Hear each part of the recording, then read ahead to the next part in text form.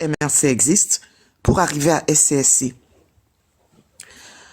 Quand Henri Djoko est parti du SDF, parce que Henri Djoko, l'ancien régional MRC Europe, était dans le SDF. Quand John Frunzi a gagné les élections, et il avait plusieurs militants du SDF en Europe. Henri Djoko fait partie de ceux qui ont été destitués de leur poste par une délégation qui avait été envoyée du Cameroun pour les destituer en France parce que eux, ils n'étaient pas d'accord que John Frunzi arrête de se battre pour que son résultat soit proclamé, le vrai résultat. Donc Henri Djoko est parti du SDF, il a installé le MRC en France. Quand il a installé le MRC en France, lui il habite en Alsace, dans une banlieue proche de Strasbourg. J'ai oublié comment ça s'appelle.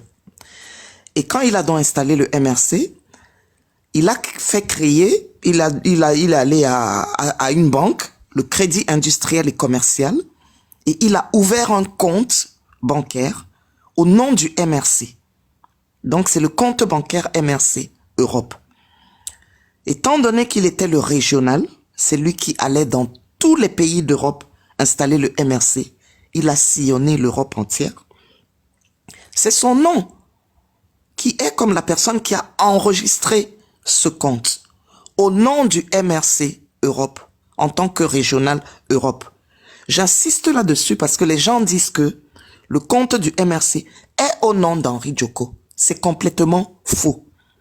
Le compte, c'est Mouvement pour la Renaissance du Cameroun.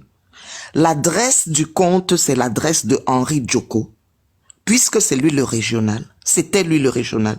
Donc, le courrier va chez lui. C'est comme si j'héberge quelqu'un chez moi qui a son compte bancaire, le temps que la personne trouve un logement. Le jour où la personne est payée et qu'on lui envoie sa fiche de paye, on lui envoie sa fiche de paye en disant « Madame Georgette Meudon, chez Madame Jeanne Chantal Belle et Sombé, 1 rue Aristide Briand, 92 je ne sais pas quoi, Cachan. » C'est exactement pareil. Mais c'est Georgette qui reçoit sa fiche de paye sous couvert la personne qui l'héberge. Le MRC n'a pas un bâtiment qu'il a loué en disant que voici la maison du MRC. On n'a pas les moyens du RDPC. Qu'est-ce qui se passe donc? Je vais sauter plusieurs étapes pour en arriver à SCSI. Quand on fait l'initiative SCSI, le conseiller bancaire, on lui demande donc de créer un sous-compte pour accueillir les fonds qui vont être cotisés pour l'initiative SCSI. C'est-à-dire que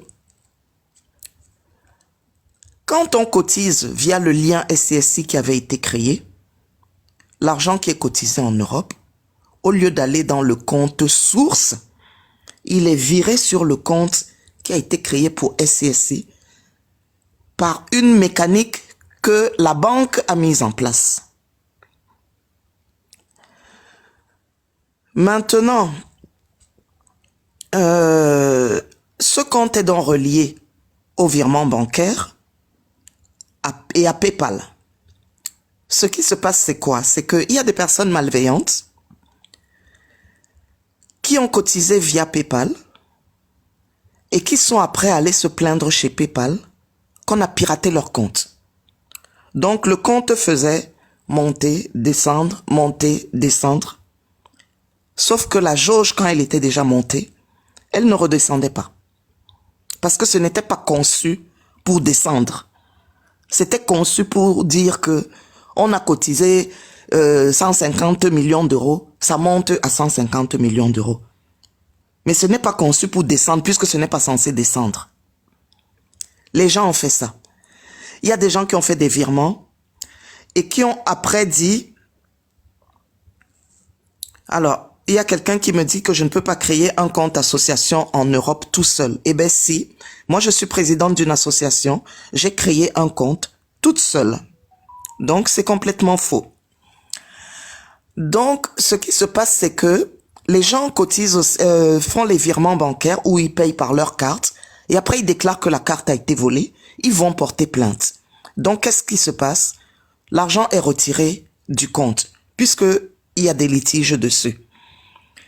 Ce qui fait que, entre l'argent qui est annoncé à Monsieur Christian Pendaikoka, qui était président du comité de gestion, et l'argent qui est réellement dans le compte, sur lequel il avait la visibilité, il commence à y avoir des conflits, et on dit que c'est Henri Djoko qui a volé l'argent. Je vais vous signaler quelque chose. Et j'ai toujours dit aux gens de agir, que s'ils veulent, ils portent plainte contre moi. Quand cette cabale a commencé contre Monsieur Henri Djoko, moi personnellement, j'ai été contacté. On m'a dit, tu es Sawa, il faut que tu te ranges derrière Monsieur Pendaikoka. Henri Djoko va tomber. Et comme c'est le bras droit de Maurice Kamto, quand Henri Djoko va tomber, on réussira à faire tomber Kamto. Donc commence à te ranger avec nous. Il faut savoir qu'à ce moment-là, plusieurs personnes du MRC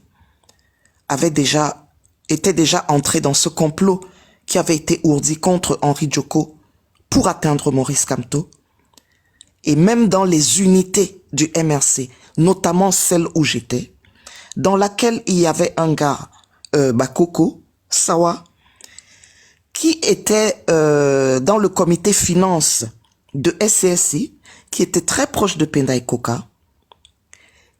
Quand j'ai refusé de les suivre, il a tout fait pour m'écarter de l'unité dans laquelle j'étais, dont il était membre du bureau.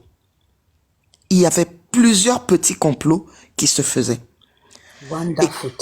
Et quand c'est arrivé, il y a plusieurs personnes, même de Agir, qui ont commencé à dire que non, ça ne peut pas se passer comme ça.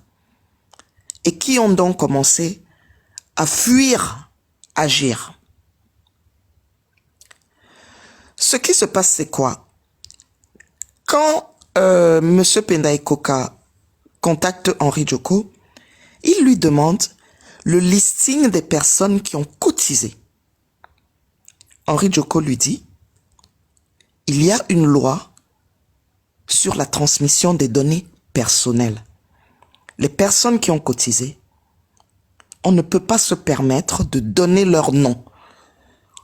Autant vous avez la gestion du compte, mais il y a des choses qu'on ne peut pas vous donner sans l'accord de ces personnes-là. Ça a fait toute une histoire. On a commencé à dire que c'est parce qu'il veut magouiller. Je ne sais pas comment il aurait pu magouiller, mais sans que ce soit visible, puisque pour qu'il magouille, il aurait fallu que le conseiller bancaire soit de connivence avec lui, ce qui est impossible dans un pays comme la France. Bref. Et donc, ça a fait tout un pataquès au point où, pour temporiser les choses, Henri Djoko a été obligé de démissionner. Les codes qui permettaient de voir toutes les données dont M. Pendaikoka avait besoin ont finalement été transmis à la demande de Maurice Kamto pour que vraiment l'histoire se tasse un peu, mais ça n'a rien changé. Donc aujourd'hui, quand les gens viennent raconter certaines choses, il faut qu'ils fassent vraiment, il faut qu'ils sachent faire la part des choses. Quand ils viennent raconter des mensonges. Parce qu'on ne peut pas, sur un compte qui est en Europe, aller dire au banquier, fais ci, fais ça. Même moi, quand j'ai mon compte et que je reçois de l'argent dessus, je suis tenu d'expliquer. Quand je dis à mon conseiller que je veux prendre une certaine somme, il arrive même qu'il me demande c'est pourquoi. Parce qu'il y a ce qu'on appelle comment on appelle ça? Il y a dans les banques un service juridique, un service qualité qui est lié à un service juridique et qui fait que on ne peut pas faire n'importe quoi sur un compte bancaire. Donc tous les détracteurs là, qu'ils sachent que nous, on va seulement cotiser. Ça ne souffre de rien. C'est mon argent, je donne à qui je veux. C'est mon argent, je donne à qui je veux. Quelqu'un qui va mettre son argent dans...